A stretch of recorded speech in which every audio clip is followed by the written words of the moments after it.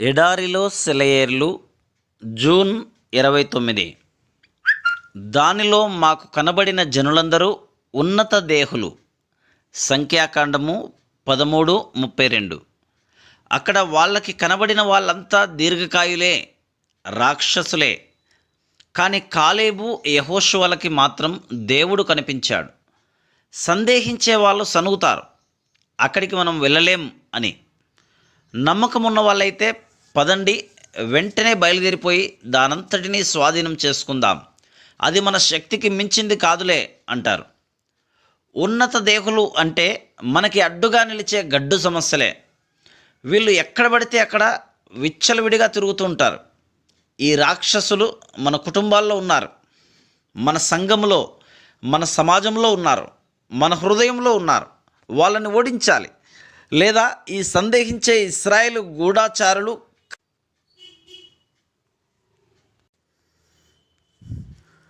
మనం భయపడుతూ ఉంటాం. విశ్వాస వీరులు అన్నారు, వాళ్ళు మనకి ఆహారం, వాళ్ళని మింగేద్దాం పదండి అంటే ఈ ఉన్నత దేహులు ఉన్నారు కాబట్టి వాళ్ళని ఓడించడం ద్వారా మన బలాన్ని నిరూపించుకుందాం. వాళ్ళు లేకపోయినట్లయితే ఈ అవకాశం మనకు ఉండేది కాదు కదా. యెహోషువ కాలేబులకున్న విశ్వాసాన్ని మనము నేర్చుకుందాం. దేవుని వైపుకి చూస్తే మన కష్టాలను ఆయనే తీరుస్తాడు. మన పనిని మనం చేయడానికి వెళ్ళే దారిలోనే ఈ దీర్ఘకాయులు మనకి తారసపడతారు. ఇశ్రాయేలీయులు ముందుకి అడుగు వేయబోతున్న సమయంలోనే ఈ దీర్ఘకాయుల బెడద వచ్చిపడింది. చేయవలసిన పని మానుకొని వెనక్కి తిరిగితే ఏ రాక్షసుడు వాళ్ళ జోలికి రాలేడు. అందరూ అనుకుంటారు మన జీవితాల్లో దేవుని శక్తి మనల్ని అన్ని సంఘర్షణలకి, శోధనలకి అతీతంగా ఉంచుతుందని.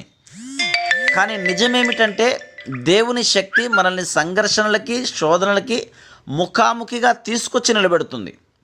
రోమ్ పట్టణానికి మిషనరీగా పౌలు ప్రయాణమై వెళుతుంటే దేవుడు తన శక్తి వలన పౌలుకి తుఫానులు, పెనుగాలులు, శత్రువులు ఏమీ ఎదురుపడకుండా సుఖమైన ప్రయాణాన్ని అనుగ్రహించవచ్చుగా. కానీ జరిగింది ఏమిటంటే ఆ ప్రయాణమంతా పౌలుని పీడించే యూదులు, భయంకరమైన గాలివానలు, విష సర్పాలు, ఇహలోకపు నరలోకపు శక్తులన్నీ ఏకమై పౌలుకు అడ్డు వచ్చాయి. తప్పించుకోవడం ఎంత కష్టమైపోయిందంటే చివరికి పౌలు తనంతట తానే ఓ చిన్న కొయ్య ముక్క సహాయంతో ఈదుతూ ఒడ్డు చేరవలసి వచ్చింది. మరి అంతులేని శక్తిమంతుడైన దేవుడు మనకున్నాడు కదా. అవును, ఉన్నాడు. అందుకనే పౌలు అంటాడు కదా, తనకిక బ్రతుకు క్రీస్తే అని. అలా నిర్ణయించుకున్న క్షణం నుంచి చాలా క్లిష్టమైన పరిస్థితి మొదలైంది. ఆ పరిస్థితి అతడు చనిపోయేదాకా అలానే ఉంది. అయితే క్రీస్తు శక్తి వల్ల పౌలు ప్రతిసారి ప్రతి శ్రమ నుండి విజయుడై నిలిచాడు.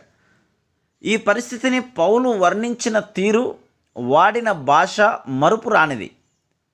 ఎటుపోయినను శ్రమపడుచున్నను ఇరికింపబడు వారము కాము, అపాయములోనున్నను కేవలము ఉపాయము లేని వారము కాము, తరమబడుచున్నను దిక్కులేని వారము కాము, పడద్రోయబడినను నశించువారము కాము.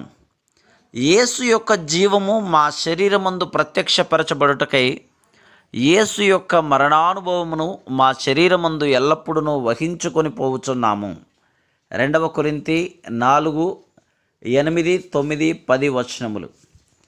ఇది ఎంత కఠినమైన అంతులేని కరకు శ్రమ. హెబ్రీ భాషలో పౌలు వర్ణించిన ఆ కష్టాలను తెలుగులో అనువదించడం చాలా కష్టం.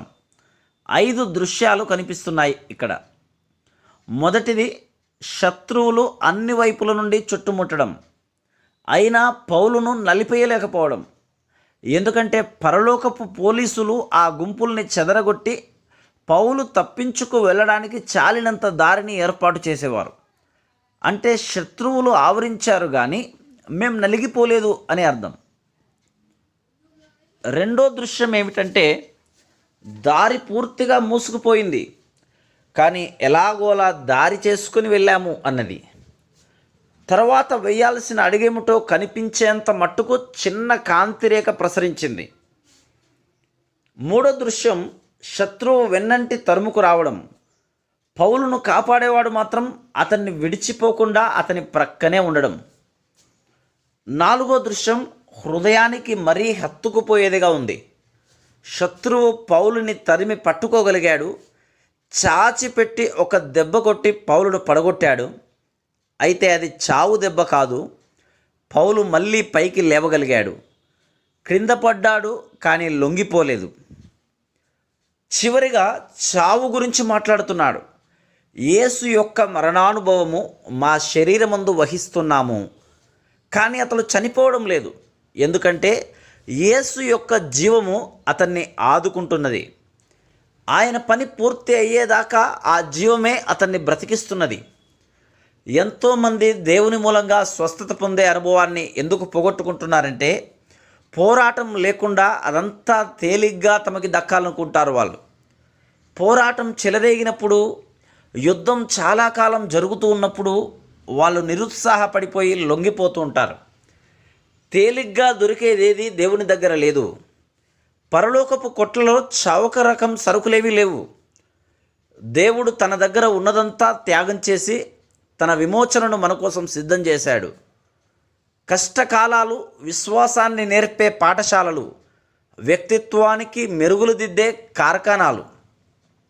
మన మానవపరమైన శక్తిని అధిగమించి మన మానవ శరీరాల్లో దైవశక్తిని ధరించుకోవాలంటే కానుపు నొప్పుల్లాగా ఎంతో కష్టపడాలి. చెమట, కన్నీళ్ళు ప్రవహించాలి.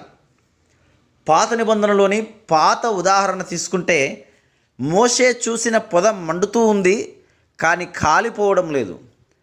కష్టాలకు గురవుతున్న దేవుని ప్రియ కుమారులారా, కుమార్తెల్లారా, మీకు నమ్మిక ఉంచగలిగే శక్తి ఉంటే మీరెన్నటికీ పడిపోరు. స్థిరంగా నిలబడి ఉండండి. Praise the lord.